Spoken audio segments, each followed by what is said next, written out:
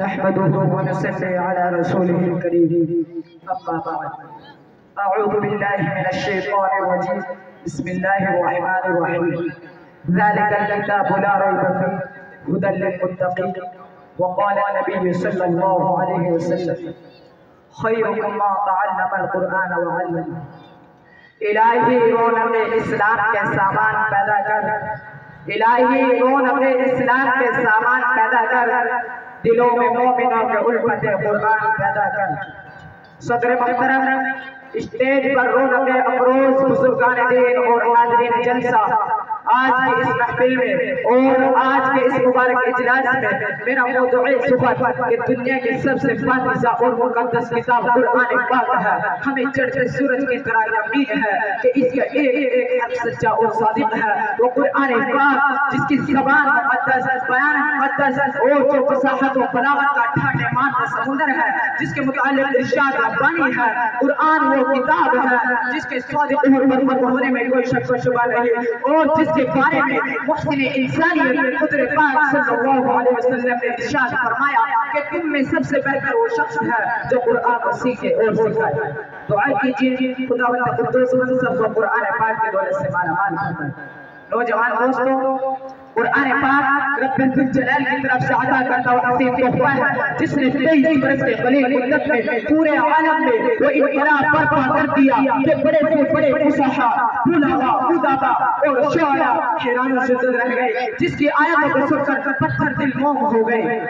دوستو، یہی وہ قرآن ہے جو رہتی دنیا تک کے لیے انسانوں کے سربراہ ہدایت و رحمت ہے.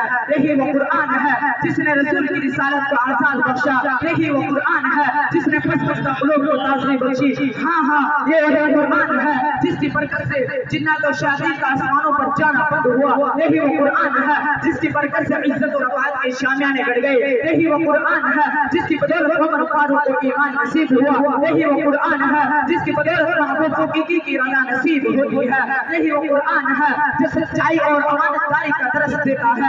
یہی وہ قرآن ہے جس کی نظیر پیش کرنے سے ساری دنیا عاجز و قاصر رہی. یہی وہ قرآن ہے جس کا مثل پیش کرنے سے عرب کے بچے کو بڑے زبان کہانی کا دعوے کرنے والے نے گھٹنے ٹیک دیے. یہی وہ قرآن ہے جس نے ضلالت و گمراہی کی وادیوں میں بھٹکتے ہوئے انسانوں کو درد و غم کا پیغام سنایا. یہی وہ قرآن ہے جس کی حفاظت کا وعدہ خود خالق کائنات نے فرمایا. یہی وہ قرآن ہے جس کی تلاوت میں دنیا کے واسطے فرحت و بشاشات کا سامان ہے. یہی وہ قرآن ہے جس نے ذہن قوت و قدرہ بخشا. یہی وہ قرآن ہے جس کی برکت سے اجڑے چمن میں بہار پیدا ہوئی. محترم حضرات، آج کے اس نازک دور میں حفظ کلام پاک کو فضول سمجھا جاتا ہے.